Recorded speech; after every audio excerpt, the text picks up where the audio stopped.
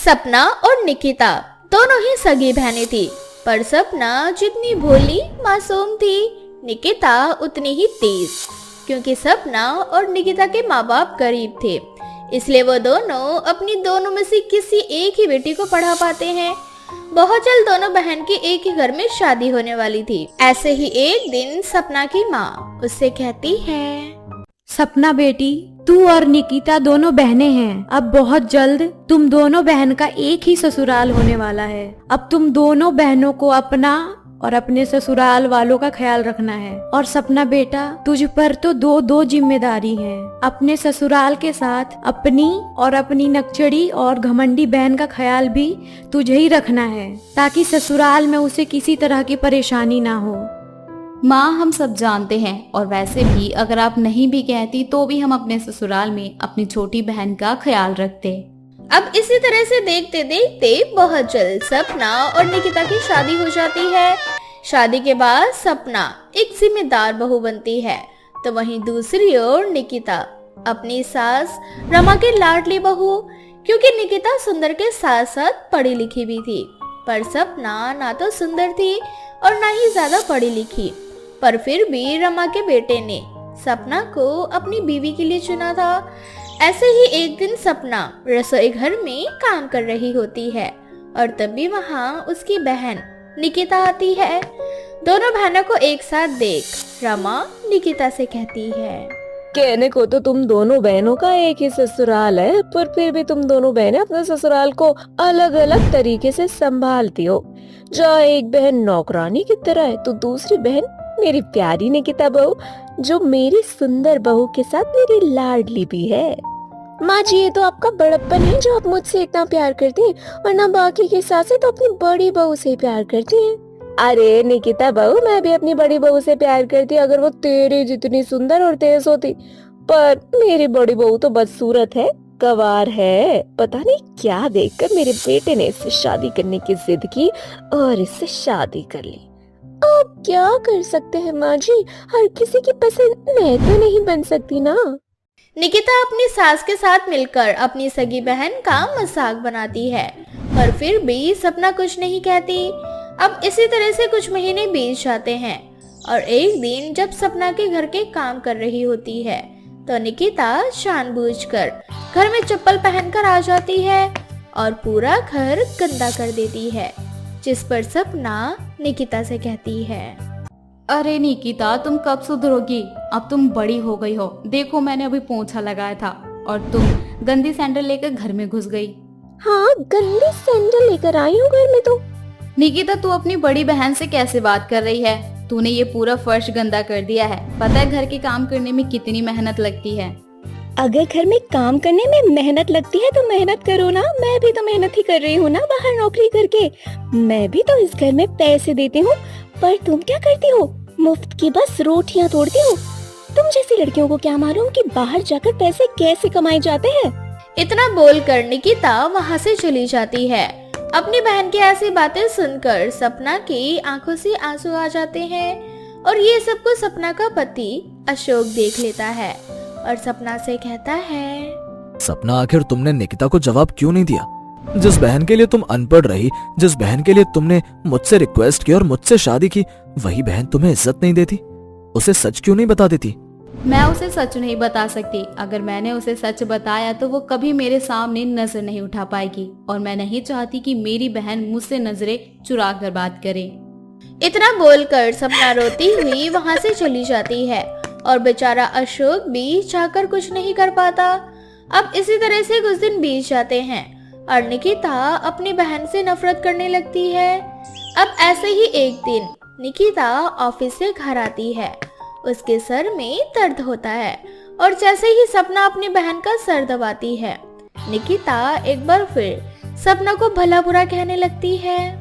आखिर सपना, तुम्हारी दिक्कत क्या है? मुझसे दूर क्यों नहीं रहती तुम?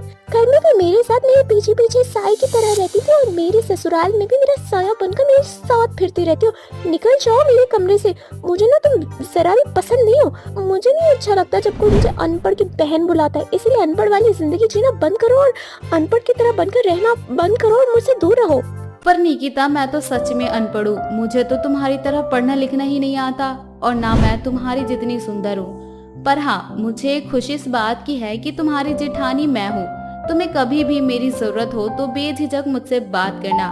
कभी ये मत सोचना कि मैं जेठानी बनकर तुम पर रोक टोक करूंगी। मैं हमेशा तुम्हारी बड़ी बहन बनकर तुम्हारी मदद करूंगी।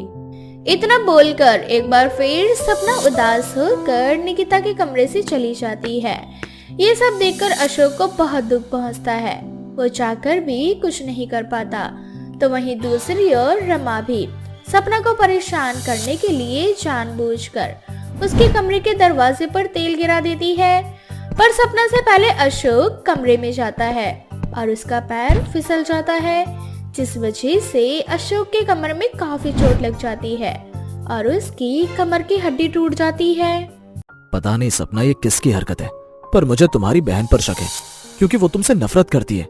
मैं मानती हूँ कि मेरी बहन मुझसे नफरत करती है, पर वो इस तरह की हरकत नहीं कर सकती। मुझे डर है कि कहीं ये हरकत माँ जी की तो नहीं।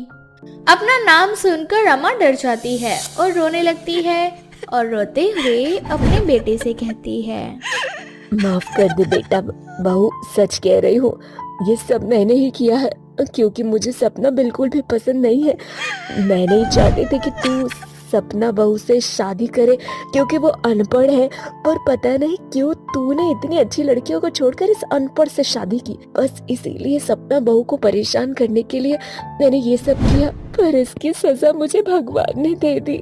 माँ, आपने सुना होगा माँ बाप के किए की सजा अक्सर बच्चा ही भुगतता है। और निकिता, तुम अपनी जिस बहन को अनपढ़ बोलती हो, जैसे अपनी बहन कहने से कतराती हो, उस बहन ने तुम्हारे लिए अपनी पढ़ाई का बलिदान दिया। बस तुम्हारे लिए उसने मुझसे सौदा किया और शादी की, ताकि वो तुम्हारे आसपास रह सके और तुम्हारे गुस्से को सह सके, ताकि तुम अपने ससुराल में गुजारा कर सको। और अगर तुमसे कोई गलती हो तो वो तुम्हारी गलती को अपने सर ले सके। मुझे तो शादी ही नहीं करनी थी, पर जब मैंने देखा कि सपना तुमसे इतना प्यार करती है, तो मुझे तुम्हारी बहन से प्यार हो गया।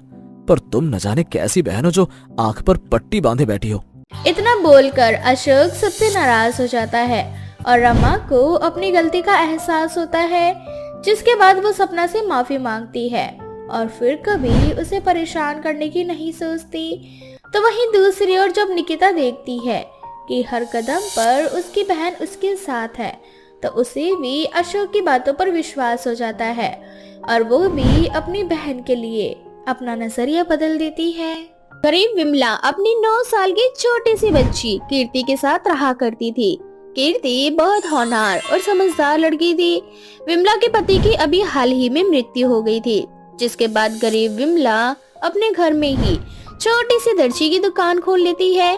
क्योंकि विमला बहुत सस्ते में लोगों के कपड़े सिला करती थी, इसलिए पूरा गांव विमला से ही अपने कपड़े सिलवाया करता था।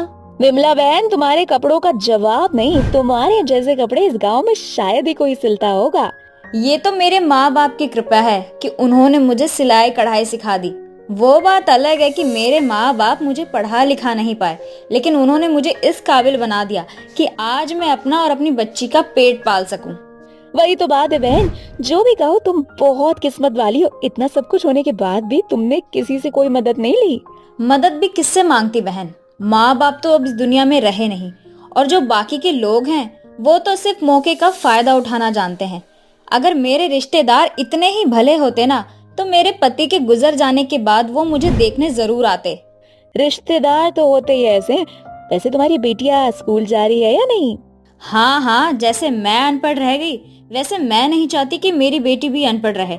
उसे तो कपड़े का इतना ज्यादा शौक है, वो कपड़े को खुद डिजाइन करके मुझे देती है और कहती है कि माँ मेरे लिए ऐसी ड्रेस तैयार कर दो। इसी तरह से विमला दुकान पर आई उस औरत से काफी देर तक बातें करती है। पूरा दिन ऐसे ही निकल जाता है। अब अगले दिन जब विमला सिलाई कर ही रही होती है, तभी कीर्ति एक प्यारी सी फ्रॉक पहनकर अपनी माँ से कहती है, माँ देखो मैं फ्रॉक में कैसी लग रही हूँ। बिल्कुल परी लग रही है मेरी बेटी। आपको पता है ना, कल मेरे स्कूल में एक छोटा सा फंक्शन है। उसमें कोई गाना गाएगा तो कोई डांस करेगा। मैंने भी सोचा है मैं स्टेज पर रैंप वॉक करूंगी। ये राम वॉक क्या होता है? माँ राम वॉक नहीं, रैंप वॉक। हमारी टीचर ने बताया था, इसमें लड़कियाँ अच्छी सी ड्रेस पहनती है, अच्छा सा मेकअप करती है, उसके बाद हम रैंप वॉक करते हैं स्टेज पर। सभी लोग देखकर खूब तालियां बजाते हैं और जीतने वाले को ना इनाम भी मिलता है। अच्छा ये बात है, फिर तो अच्छी बात है। मेरी बिटिया रानी, कल तू अपना परफॉर्म अच्छे से करियो। पर माँ, फ्रॉक तो सबने देखी हुई है, इसलिए मैं चाहती हूँ आप ना मेरे लिए कोई दूसरी फ्रॉक सिल दो, और वो भी इतनी प्यारी सी कि जिसे देखकर सबकी आंखें खुली की खुली रह जाए। कीर्ति बेटा, इस फ्रॉक में तू कितनी अच्छी लग रही है और किसी परी से कम भी नहीं लग रही। कल सुबह इतनी जल्दी मैं तेरे लिए ड्रेस नहीं बना पाऊंगी, और कपड़ा भी तो नहीं है कि मैं कोई अच्छा सा ड्रेस बना पाऊँ तेरे लिए।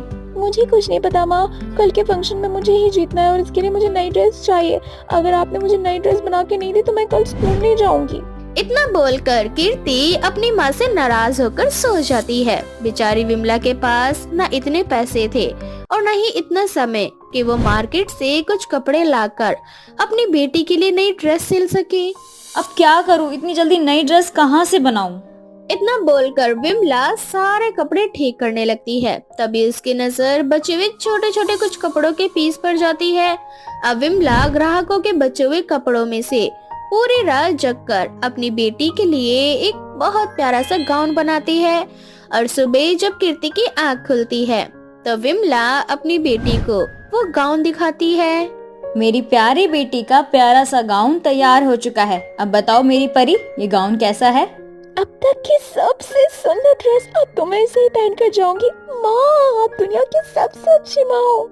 इतना बोलकर कीर्ति स्कूल चली जाती है और स्कूल के फंक्शन में उसी गाउन को पहनकर स्टेज पर रैंप वॉक करती है। सभी को उसकी ड्रेस और उसकी रैंप वॉक बहुत पसंद आती है। इसी तरह से स्कूल में कीर्ति फर्स्ट आती है और घर आकर ये खुशखबरी वो अपनी माँ को देती है। माँ देखो, मुझे ये ट्रॉफी और मेडल मिला है। स्कूल में फर्स्ट आई हूँ मैंने इस प्रतियोगिता को जीत लिया। ये तो बहुत अच्छी बात है। भगवान मेरी बेटी को ऐसे ही तरक्की दे। अब इसी तरह से समय बीतता जाता है और देखते ही देखते कीर्ति बड़ी हो जाती है। ऐसे ही एक दिन कीर्ति कॉलेज से घर आती है, जहां वो देखती है कि उसकी माँ अब भी दुकान पर बैठकर सिलाई कर रही है। ये देखकर कीर्ति अपनी माँ से कहती है, क्या माँ, जब देखो तब सिलाई करती रहती हो, थकती नहीं हो क्या? बिल्कुल भी नहीं। अपनी बेटी के लिए कोई भी माँ कभी थकी नहीं सकती। अच्छा, तो ऐसी बात है। वैसे माँ, ये अब क्या सिल रही हो? तेरी ही ड्रेस सिल रही हूँ। तू भूल गई, पर मैं नहीं भूली। आने वाले कुछ दिनों में तेरे कॉलेज में एक बहुत बड़ा फंक्शन होने वाला है। बाहर से भी कुछ लोग आने वाले हैं। हर साल की तरह इस बार भी तुझे मॉडलिंग के लिए स्टेज पे रैंप वॉक करना पड़ेगा, और इसी के लिए तुझे एक डिजाइनर कपड़े की जरूरत पड़ेगी। और तेरी डिजाइनर माँ है ना तेरे पास? वो तो है। अब इसी तरह से कीर्ति और विमला काफी देर तक बातें करते हैं और बहुत जल्द कॉलेज में इवेंट शुरू हो जाता है। अब सारे स्टूडेंट अपना अपना बेहतरीन परफॉर्मेंस देते हैं। उसमें से एक कीर्ति भी होती है। कॉलेज में बाहर से भी कुछ लोग आए हुए थे जिन्हें कीर्ति की मॉडलिंग काफी पसंद आती है, और इसलिए वो लोग कीर्ति को साइन कर लेते हैं।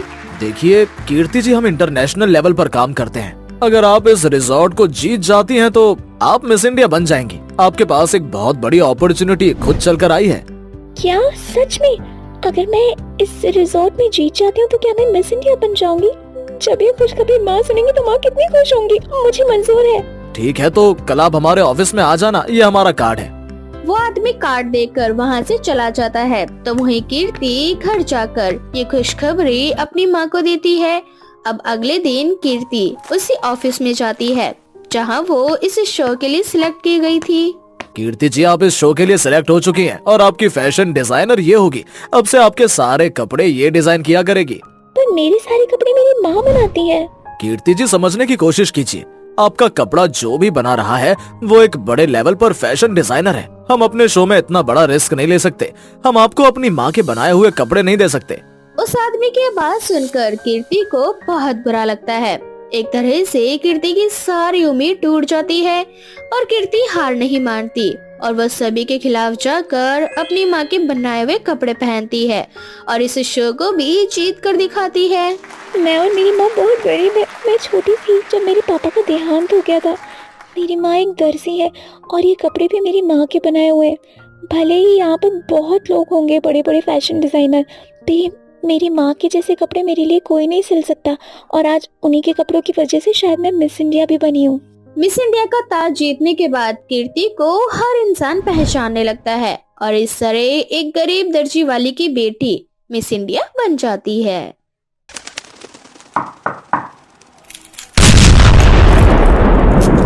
चूचू चिड़िया की कहानी।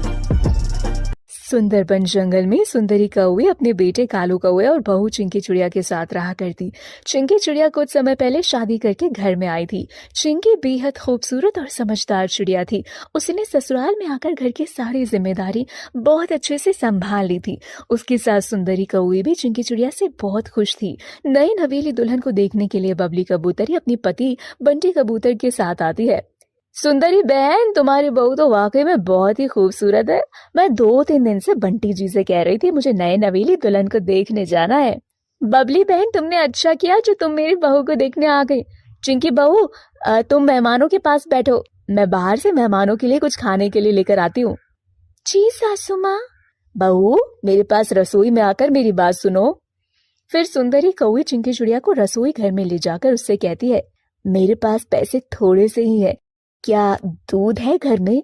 जी सासू माँ, दूध है, लेकिन चाय के साथ नाश्ते में देने के लिए कुछ नहीं है। ठीक है, मैं बाहर से समोसे लेकर आती हूँ। फिर सुंदरी कौवी बाहर समोसे लेने जाती है। इतनी देर में चिंकी चिड़िया चाय बना लेती है। जब सुंदरी समोसे लेकर घर पहुंचती है तब चिंकी चाय के साथ समोसे मेहमानों को परोसती है। चाय पीकर बबली कबूतरी कहती है, चिंकी तुम बेहद खूबसूरत हो और आपके हाथों की चाय तो एकदम लाजवाब है। हाँ, सही कहा बबली तुमने, इतनी स्वादिष्ट चाय मैंने आज तक नहीं पी। ऐसे ही दिन गुजरते गए और आए दिन उनके घर पर कोई ना कोई पक्षी चिंकी चिड़िया को देखने जरूर आता। फिर एक दिन चिंकी चिड़िया का पति कालू कौवा चिंकी से कहता है, चिंकी मेरे पास सारे पैसे खत्म हो गए। माँ, क्या आपके पास कुछ पैसे हैं? नहीं बेटा, इस महीने खर्चा बहुत हुआ है। पहले शादी और अब आए दिन कोई ना कोई मेहमान घर पर आता है तो खर्चा तो होता ही है। अपनी सास की बात सुनकर चिंकी चिड़िया कहती है, माँ जी, हमारे घर पर मेहमान आते हैं तो हम बाजार से उनके लिए कुछ ना कुछ खाने के लिए लेकर आते हैं। ऐसी चीजों पर पैसे भी ज्यादा लगते हैं। चिंकी, ये सब हमारे खास रिश्तेदार हैं, ऐसे खाली चाय तो इन्हें नहीं दी जा सकती ना। ठंड का मौसम है और इस मौसम में गाजर भी तो सस्ती मिलती है। आप मुझे आज ही बाजार से गाजर ला दो, मैं गाजर का हलवा बनाऊंगी। मैं गाजर का हलवा बहुत ही स्वादिष्ट बनाती हूँ। अब से हमारे घर पे जो भी मेहमान आएंगे हम उन्हें बाजारी चीजों से अच्छा गाजर का हलवा नाश्ते में देंगे। ठीक है, मैं आज ही गाजर लेकर आता हूँ, ऐसे तो कुछ खर्चा कम ही होगा। इतना बोलकर कालू बाजार से गाजर लेने चला जाता है और दोनों सास बहू गाजर का हलवा बनाने की तैयारी करने लगती हैं। कुछ देर में कालू कौवा गाजर खरीद कर ले आता है। चिंकी चिड़िया थोड़ी ही देर में गाजर का बहुत ही स्वादिष्ट हलवा बनाकर तैयार कर लेती है। अब हमारे घर पे कोई भी मेहमान आएगा तो हम उसे गाजर का हलवा खाने को देंगे। महंगी बाजारी चीजों से जान छूटी। अगले दिन टुनटुनी चिड़िया अपने पति चिंटू तोते से कहती है, चिंटू जी, चलो आज कालू की पत्नी चिंकी चिड़िया को देखने चलते हैं। हाँ टुनटुनी, चलते हैं। ये लो कुछ पैसे, आते समय कालू की पत्नी चिंकी को मुंह दिखाई दे देना। टुनटुनी और चिंटू चिंकी चिड़िया को देखने घर आते हैं। कालू, सच में तुम्हारी पत्नी बेहद खूबसूरत है। आप भी बहुत सुंदर है। टुनटुनी बहन, टुनटुनी नाम ही है ना आपका? मुझे माँ जी ने आपके बारे में बताया था। हाँ, मेरा नाम टुनटुनी है। सामने पीपल के पेड़ पर हमारा घर है। बहू, जाओ मेहमानों के लिए कुछ खाने के लिए लेकर आओ। चिंकी चिड़िया रसोई जाती है। और सुनाओ चिंटू, तुम्हारा काम कैसा चल रहा है? यार कालू, ठंड के मारे सारे काम मंदे पड़े हुए हैं। ऐसे मौसम में तो गुजारा करना बहुत मुश्किल है। चिंटू और कालू आपस में बात करते हैं। इतने में चिंकी चिड़िया चाय और गर्मा गर्म गाजर का हलवा लेकर आ जाती है। गाजर का हलवा देखकर टुनटुनी और चिंटू तोते के तो मुंह में ही पानी आ जाता है। गाजर का हलवा तो मुझको बहुत ही पसंद है। और फिर टुनटुनी गाजर का हलवा खाती है। ये हलवा घर में बनाया है क्या? हाँ, ये मेरी बहू ने बनाया है। सच? हलवा तो बहुत स्वादिष्ट था। चिंकी, मैंने आज तक इतना स्वादिष्ट हलवा कभी नहीं खाया। बाजारी चीजों से पैसों की बर्बादी होती है और स्वाद भी घर जैसा नहीं होता। चिंकी, तुम ये गाजर का हलवा बनाकर बाजार में भी बेच सकती हो। तुम्हारे हाथों का बना गाजर का हलवा बेहद स्वादिष्ट था। तुम देखना, जंगल के सभी पक्षियों की लाइन लग जाएगी गाजर का हलवा खाने के लिए। और गाजर का हलवा बेचकर जो तुम्हें पैसे मिलेंगे वो पैसे तुम्हारे घर खर्चे में काम आएंगे। टुनटुनी बहन, बात तो तुमने एकदम सही की। इतना तो मैंने सोचा ही नहीं था। फिर टुनटुनी चिड़िया चिंकी चिड़िया को मुंह दिखाई के लिए पैसे देती है और फिर टुनटुनी और चिंटू वहां से चले जाते हैं। देखा माँ जी, पैसों की बचत और मेहमान भी खुश, साथ में पैसे कमाने का भी एक नया आइडिया मिल गया। मेरी बहू तो वाकई बहुत समझदार है। चिंकी, क्या ये गाजर का हलवा मेहमानों के लिए बना है या मुझे भी खाने को मिलेगा? मैं अभी गर्मा गर्म चाय के साथ माँ जी और आपके लिए गर्मा गर्म स्वादिष्ट हलवा लेकर आती हूँ। उसके बाद आप मुझे फिर से गाजर ला कर देना। उसके बाद घर में तीनों बैठकर गाजर का हलवा खाते हैं। कालू बाजार से और गाजर खरीद कर लाता है हलवा बेचने के लिए। चिंकी चिड़िया और गाजर का हलवा बना लेती है और जंगल में जाकर हलवा बेचना शुरू कर देती है। सभी अड़ोस पड़ोस के पक्षी चिंकी चिड़िया की दुकान पर गाजर का हलवा खाने जाते हैं और कुछ ही देर में पूरा का पूरा गाजर का हलवा बिक जाता है। ये देखकर चिंकी बहुत खुश होती है। ये सब देखकर कालू कौआ चिंकी से कहता है, चिंकी, मैं बहुत खुश नसीब हूँ जो मुझे तुम्हारी जैसी पत्नी मिली। जितने पैसे तुम गाजर का हलवा बेचकर कमाती हो उतने तो मैं महीने भर मेहनत करके भी नहीं कमा पाता। कालू जी, मेहनत करने में कोई हर्ज नहीं है। मुझे खुशी है कि मैंने अपने परिवार के लिए कुछ किया। इस तरह से उनके परिवार की सारी जरूरतें पूरी होने लगती हैं और वो सभी हंसी खुशी अपना जीवन बिताते हैं। दोस्तों, ये थी हमारी आज की कहानी। दोस्तों, क्या आपको पता है चिंकी चिड़िया जंगल में क्या बेचना शुरू करती है? अगर आपको पता है तो आप अपना आंसर हमें कमेंट सेक्शन में कमेंट करके जरूर बताएं। साथ ही वीडियो को लाइक जरूर करें और अगर आप हमारे चैनल पर नए हैं तो चैनल को सब्सक्राइब करना और बेल आइकन को दबाना बिल्कुल भी ना भूलें।